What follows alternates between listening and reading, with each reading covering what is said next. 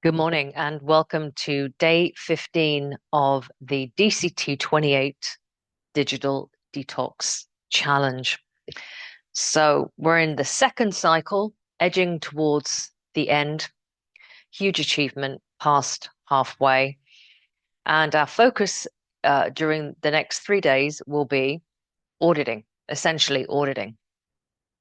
Because without auditing, without going back over all the stuff that we've been mentally observing, and without doing some actual work, which is taking some measures, taking steps, and then following those steps out, nothing actually is going to change. And after this detox ends, most of us, if we don't keep it up, are going to just default back because that's what your brain is designed to do. Now, your brain, our mammalian brain is designed, it's 2% of our body mass. There's a little science drop, but it takes 20 to 25% of our carbs, which it converts into energy. So it's a busy, busy machine, and it is designed through evolution. This is the mammalian brain, the monkey mind. It is designed to conserve energy. And so default is the sweet spot. When we're doom scrolling, even though we're getting that dopamine, artificial dopamine drop, we're actually not taxing the brain too much. So it parks itself, and there's a lot of pleasure in that. So that's what we're up against when we're up against sabotage. It's our own brains. Now, I do want to talk about what we can do to counteract that with just information. All right. So I'm going to hit you up with some information. I think it's important. But before I do that, go into your journal at some point this week. Today would be a great day, actually, and go over your SWOT. All right. Your strengths, your shifts, column them out, do some writing around that, really spend time there. Then look at your weaknesses slash willpower, how we can flip a weakness, a temptation, although that comes next, into willpower, right? It's actually all kind of the same thing, to be honest. Opportunities, that's where we can make improvement. So that's where we've seen signs of real significant changing. It may just be that you no longer get that, that addictive proclivity to going and picking up your phone mindlessly first thing in the morning. There may actually be some thought, some thinking coming in that's interrupting that or delaying it or just completely ignoring it altogether. And you may be finding that you're just spending more time not engaged on your screens. Now, the other thing that is really, really important here is the technology itself is designed to be sticky, designed to keep you hooked.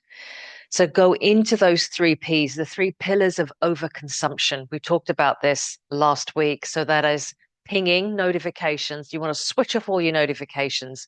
When you need to know, you set an appointment with yourself to go find out who's messaged you. You don't need to be interrupted. Ping, ping, ping, ping, ping every 5 seconds, or have that little red tab come up that's like, you got a new message.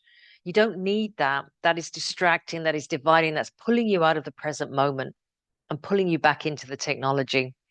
The second thing was permissions and what we have running in terms of what have we allowed the companies to do with our data, with how we log on and off, algorithms, all of that stuff. So look through your permissions. The other thing is, and this is super, super important, proximity. Walk around your place, your house, your apartment. Think about all the places where you tend to overindulge. Now, for me, I fessed up last week that it was the bedroom, right? When I did a lot of doom scrolling, caught myself out in that. I identified an entry point. That entry point was a highbrow historical documentary that my brain somehow justified spending 45 minutes of my time after reading a book. And then that led to uh, another hour of doom scrolling, right? So identify your triggers, your entry points. Where do these things happen? What downtime, what dead time, rather, do you have where you go, I'm bored, I'm going to pull the gadget out? What could you fill that time with as well? And here's we're going to drop some information now that'll probably kind of make you more determined than ever um, to not be so predictable. Okay. So the algorithm relies upon you being predictable, same time, same content, same reactions. Boom, boom, boom, boom, boom. Makes their life a lot easier. So you want to mess around with that a little bit. So here's some information. Um, if you've been using social media apps for a decade or more, these companies have captured a complete predictive profile of you. Well, you might say that's great. I've got nothing to hide, and the adverts I see are things I genuinely want. We've all had the experience of dropping keywords or having a conversation with a friend, and then you have the whole sides of your emails jammed up with advertising around that keyword. We've all had that experience. So they're always listening, right, to every single thing that we do and say and experience. But here's where it gets sinister, and this is a fact. There's a is that information that they are consistently, as soon as you open the app, they're recording you, is sold to third parties. That's how they make their money, right? So you're the product, your data, and who are they selling it to? Well, think about it. Think about all the spam that you get. They sell it to people who want to sell you things that you don't want or think that you want. More sinister is that they share it with the intelligence services and agencies in our own countries and governments. Now, there are some laws around that, but at any time, the government can lean in and grab that information. During times of challenge or stress or urgency, such as elections or pandemics or any social upheaval, targeted propaganda will be pushed into your feed based on your predictive profile. So you will be the subject of a mass mind control experiment.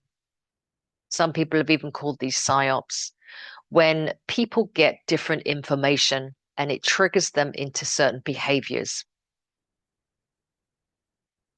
That's food for thought. That's quite sobering, in my opinion.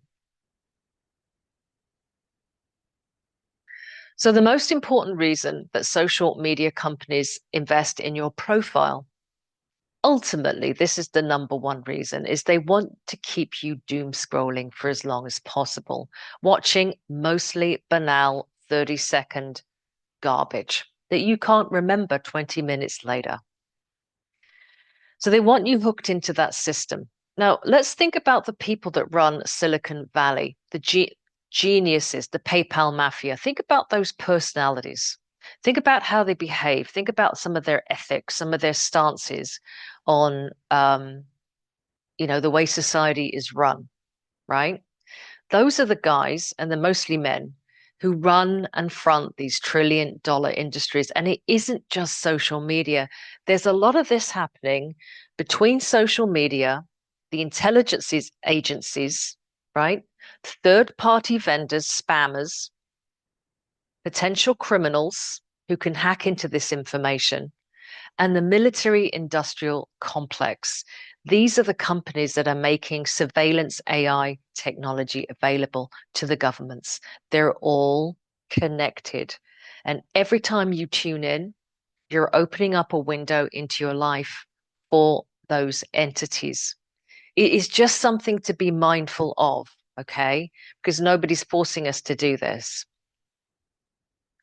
So, underlying this technology, these are some notes that I made yesterday, by the way. This is why I'm reading them. I hand wrote them. I was doing some research. Underlying this technology is a dark psychological fact about human nature. Our brains are hardwired to prioritize negative thinking, threatening behavior, biased, and even violent information. This is what is known as the negativity bias. So our brains are hardwired to look out for dangers and to pay more attention to those things than other things that are not harmful or perhaps are good and beneficial, because obviously that would have kept us alive, you know, 20,000 years ago on the open plains. But it's not so true now, is it? But that thing is still wired to do that. So it's been discovered that we will stare at, watch longer, content that is disturbing or makes us angry, rather than what is affirming and makes us feel good. So, what the AI algorithms have learned is that they can manipulate an entire nation and their feed so they become one thinking loop where they push the positive people, the kind people, the good stories, the good news, and the healthy ideas to the side. And they prioritize, put to the front, the mean people, the angry people, the bigoted people, the loudest people to the front. And then they dice and splice that up with adverts for things that they think that you should buy. Now, what happens is when you are triggered by something that is really upsetting and you get upset and angry and maybe even tearful around it, you're more easily triggered. You're more easily influenced by propaganda. You're more likely to buy things in order to self-soothe. This is all unconscious programming. Okay. You're more likely to be funneled into a more negative feedback looping echo chamber where you're going to be connected to more people who are angry and loud and mean and triggered by the things that triggered you. And now you've got them echoing all around you. And this is how people self-radicalize. And this gets to the very heart. This is a bit of a longer spiel today. I appreciate that. But it's really important to set your priorities and to understand what we're up against. This is not just an industry that takes a lot of your time and sells you stuff you don't want.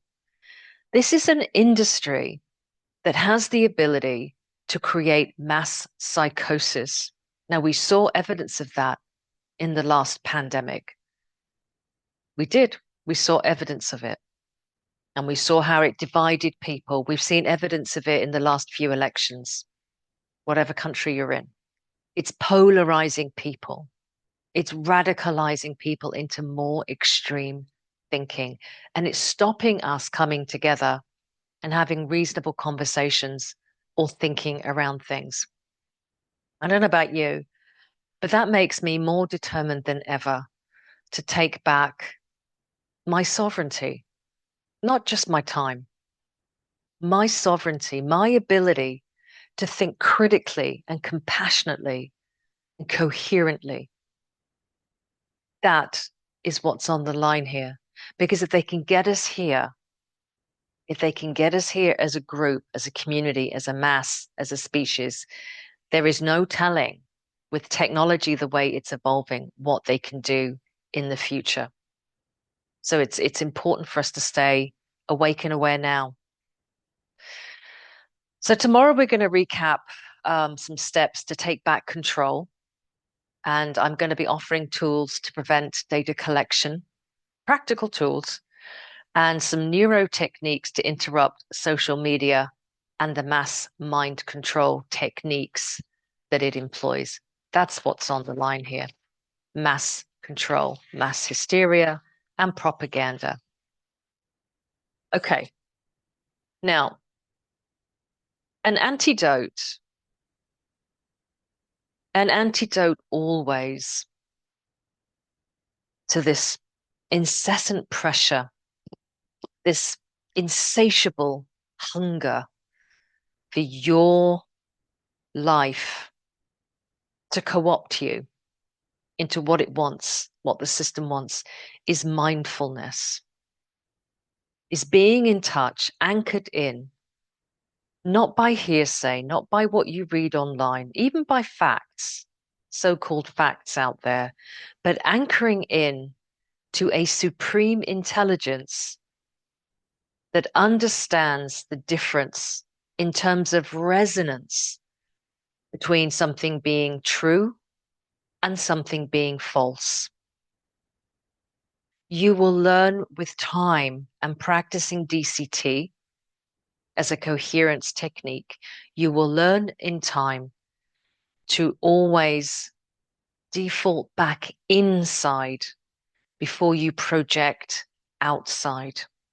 And that's going to safeguard you in the coming months and years ahead, as I've said, because it's going to get so sophisticated and so clever. It's going to be impossible with your five senses to really know if something is true or not.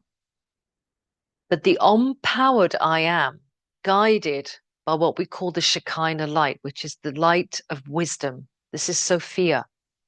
This is the sacred feminine. It's an inner knowing. Wisdom is an inner knowing. It's an embodied knowing. It's where your whole body and brain as an organism and your electromagnetic field goes, uh-oh, no, no, no. I don't care what that looks like. I don't care what that sounds like. It's not true. That's what we're talking about cultivating. Now, this technique came from the quantum field. I didn't make it up. I teach it faithfully as it was given to me. It has changed my life spectacularly, and it is changing the lives of countless others. So when this detox program is over, don't stop. Continue to do DCT. Find our community and join us. Right. Step number one. Step number one is ground to the earth. We're going to ground to the earth using our feet. So let's bring our thoughts down. Let's hush down all the thinking.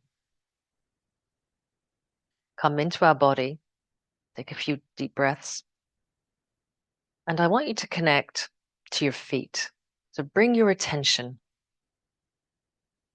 to your feet, specifically the soles of your feet. Now, as soon as you bring your attention, you may find a little tingling, as is happening to me right now, in the soles of your feet. And what we're doing is we're preparing interdimensionally. Because remember, this is not about the ground, it's about dimensions. We're going to prepare our feet to connect to Mother Earth, to the core. And what this is going to do, it's going to tether and anchor you in so that you can't get pushed around by frequencies, by other people. That's why we start with this. So bring your attention to the soles of your feet. And now bring your awareness to the ground beneath your feet. Bring your awareness to the ground beneath your feet. Very good. You're locked in. Now drop down through the second dimension, through the ground, through the earth, through the floor. Drop down through roots, spirals, rods, however you want to see it. Drop down your anchor. Drop down respectfully into the earth, honoring her sacred space. Until you reach the elemental world, the first dimension, the inner world. And now find yourself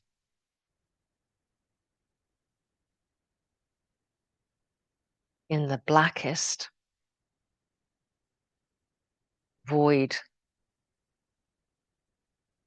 that feels so familiar. Lose yourself to that. Lose yourself, surrender to these waters, these holy black waters of the divine feminine, as embodied by planet Earth, Gaia, Great Mother. Surrender. I mean, that's essentially what we're doing. We're surrendering.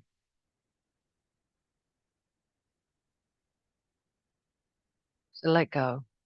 And as you let go, pull that resonance back up.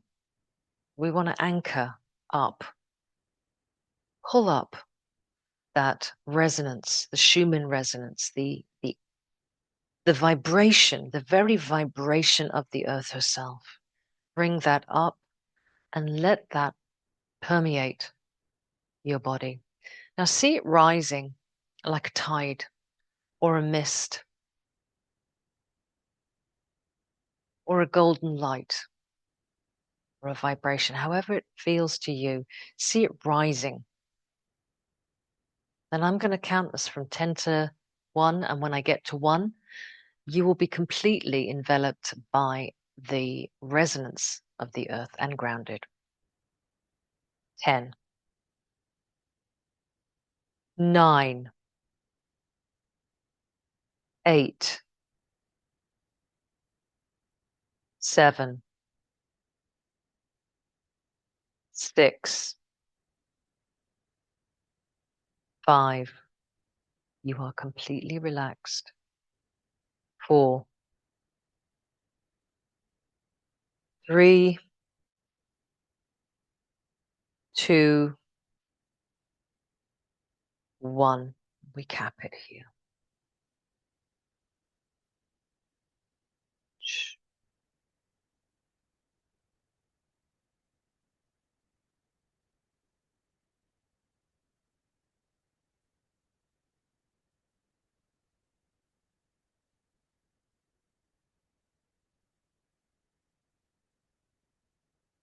Step number 1 is complete.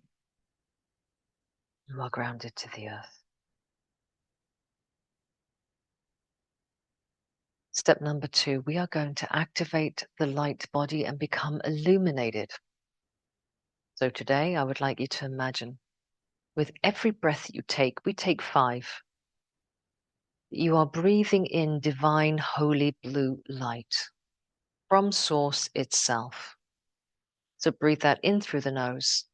Fill the body, knowing that the body itself breathes. The electromagnetic field breathes. Breathe through your body.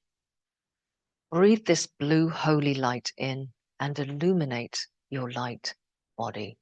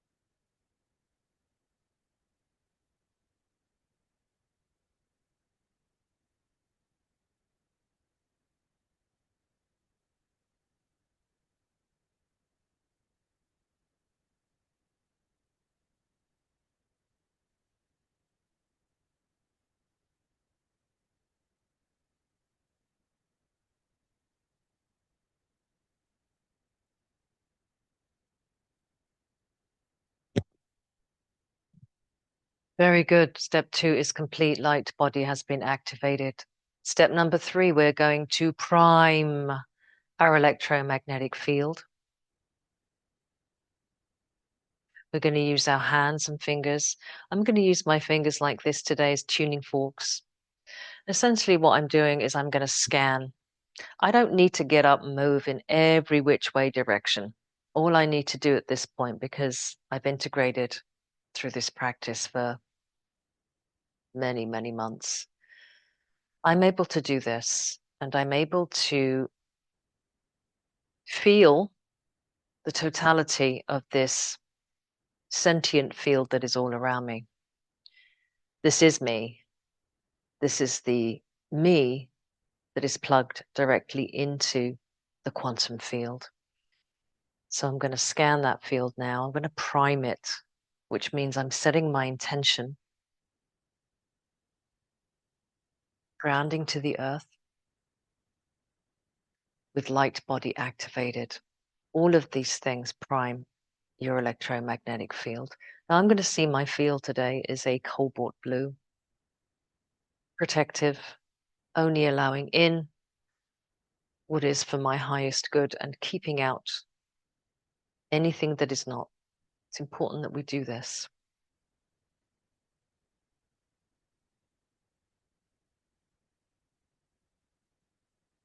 Very good.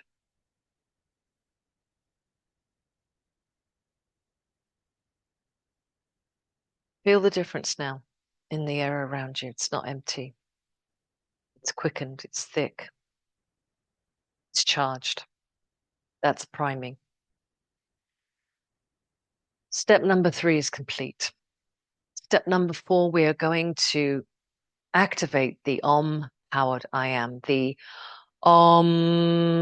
powered I am that. I am that. I am.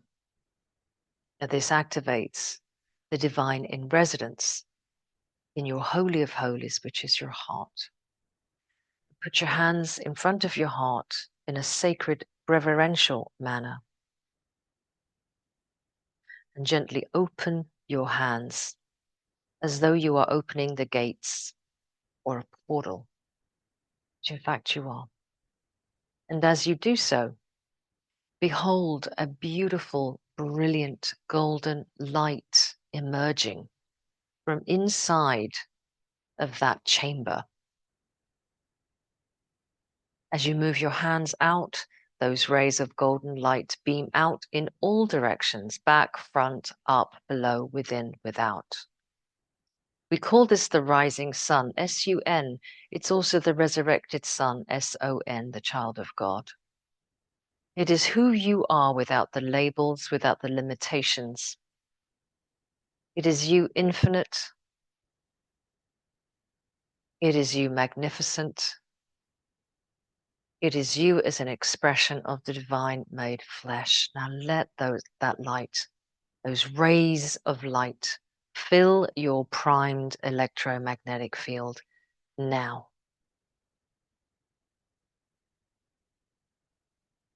And when you run your life from this space, everything in creation must rearrange itself to accommodate this perspective.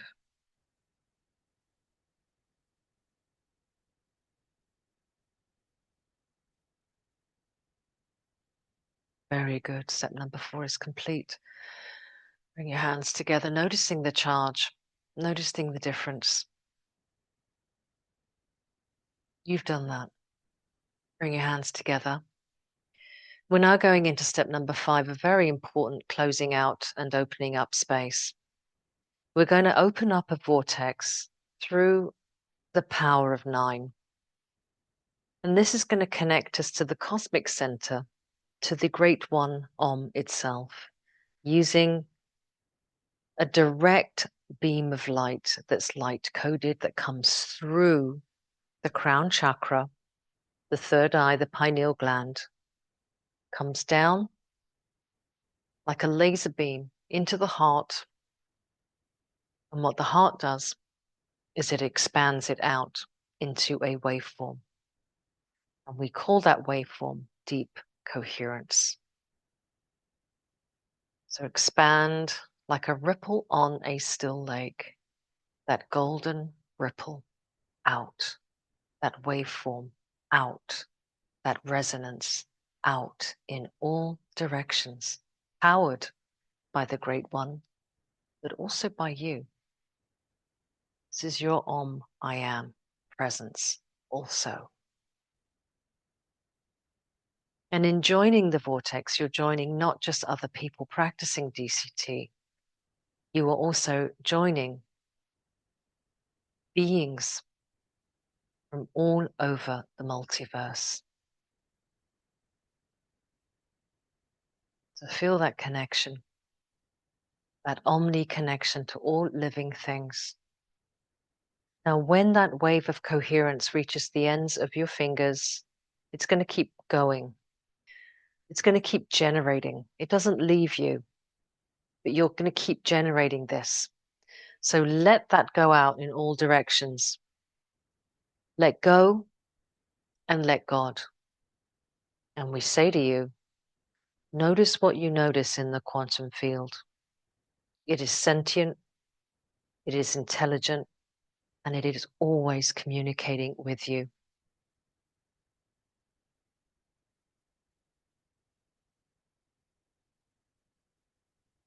And I invite you after this ends to go into stillness, sit in the silence, to dwell in the Shekinah light, to bring forth the wisdom and the knowledge that is your inheritance. Bring it online as well as inline by living out loud. And so it is.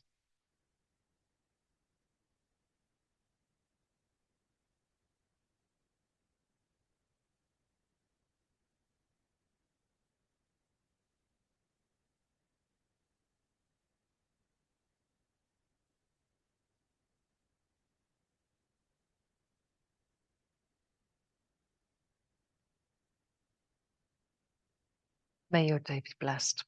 I will see you again very, very soon.